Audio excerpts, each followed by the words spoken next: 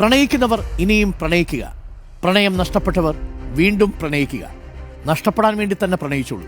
നഷ്ടപ്പെടുന്നവരും പ്രണയിച്ചോട്ടെ. ഇതുവരെ പ്രണയിക്കാത്തവർ ഒരിക്കലെങ്കിലും പ്രണയിക്കണം.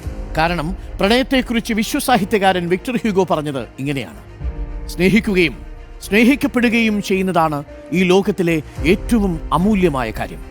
അതിനേക്കാൾ മൂല്യമുള്ള ഒരു രത്നവും മനുഷ്യൻ ഇതുവരെ കണ്ടെത്തിയിട്ടില്ല. പ്രണയം ഹൃദയത്തിൻ്റെ ഭാഷയാണ്. ഈ ഭൂമിയിലെ ഏറ്റവും സുന്ദരമായ അനുഭൂതി ഹൃദയം കൊണ്ട് തന്നെ അനുഭവിച്ചറിയണം. മലയാളത്തിൻ്റെ അനശ്വര കഥാകാരി മാധവിക്കുട്ടി പറഞ്ഞു, നഷ്ടപ്പെടാം, പക്ഷേ പ്രണയിക്കാതിരിക്കാനാവില്ല. ഒരു പ്രണയവും നഷ്ടമല്ല. എല്ലാ പ്രണയങ്ങളും ജീവിതത്തെ കൂടുതൽ മനോഹരമാക്കുന്നതാണ്. ഓർക്കുക, സ്നേഹവും സ്വാർത്ഥതയും രണ്ടും രണ്ടാണ്. ഒന്നിന് നൽകലിൻ്റെയും മറ്റേതിന് പിടിച്ചുവാങ്ങലിൻ്റെയും ഭാവങ്ങളാണ്. സ്നേഹത്തിന് അഹംഭാവമില്ല. വിട്ടുവീഴ്ചയും സ്വയം ചെറുതാകലും മാത്രമേയുള്ളൂ. കേട്ടിരിക്കാൻ കഴിയുന്നൊരു മനസ്സ് പ്രണയത്തിൻ്റെ ഭാവമാണ്. പടർന്നു പന്തലിക്കുന്ന സ്നേഹബന്ധങ്ങൾക്കിടയിൽ ചിന്തകളുടെ വൈരുദ്ധ്യത്തെക്കാൾ വികാരങ്ങളുടെ അടുപ്പമുണ്ടാകും.